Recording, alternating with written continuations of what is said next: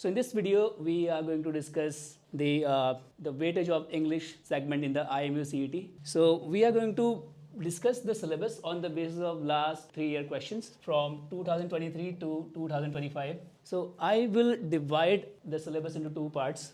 The first one is grammar and the second one is vocabulary. So you can see this is the chapter-wise weightage. So if you talk about grammar, there are 5 topics. The first one is tense. From tense, as per the trend, 3 to 4 marks, questions carrying 3 to 4 marks are asked. So basically the total weightage of English segment in the IMUCET is 40 out of 200, which is 20%. So out of that, tense carries 3 to 4 marks. Conditionals has the weightage of 3 to 4 marks. Voice, when I say voice, we are talking about active and passive. So it could be active to passive or passive to active.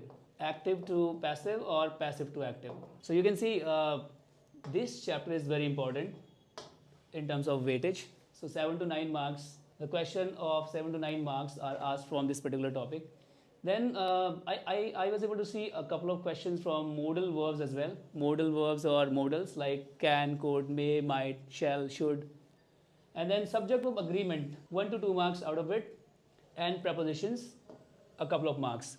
So the total weightage is around 15 to 20 marks. So basically out of 40 marks, roughly 40 to 50% is from the grammar segment. And when we talk about vocabulary, so here we have 4 different things under vocabulary. First one is synonyms.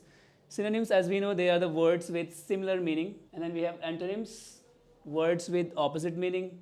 Then we have one word substitutions. So this particular segment also carries significant weightage. As you can see, 7 to 9 marks. This particular chapter carries 7 to 9 marks. So one word substitution is what? It is basically there is a group of word and you have to replace it or you have to substitute that particular group of words with a single word. For example, if you say, what do you call a person who loves his country or who is devoted towards his country? So that person is called patriot. If a person writes a book on the life history of his own life events and all these things, so that is called autobiography. So that comes under one word substitutions. And then finally we have idioms and proverbs. In the year 2024 and to 2025, I did not see any questions popping up from this particular segment. So idioms, as we all know that idioms are, it's a group of words that does not have literal meaning. What does that mean? It does not have the word meaning.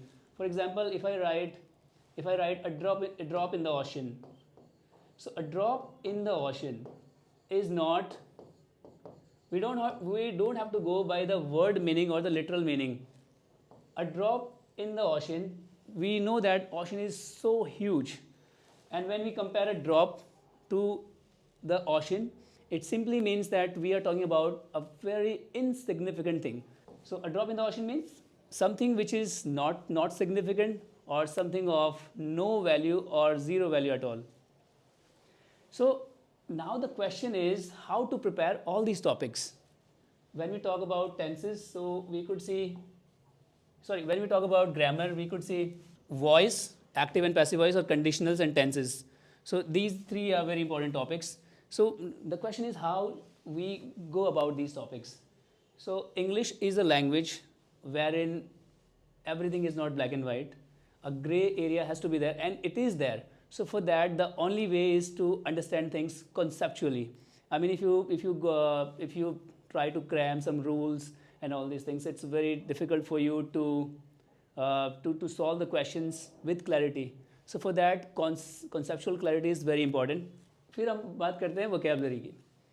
So जो vocab वाला segment है, इसमें synonyms, antonyms का और one word substitutions और idioms का ये जो weightage है, ये majority of this you can cover using our crack IMUCET book. With this, thank you so much and I wish you all the best.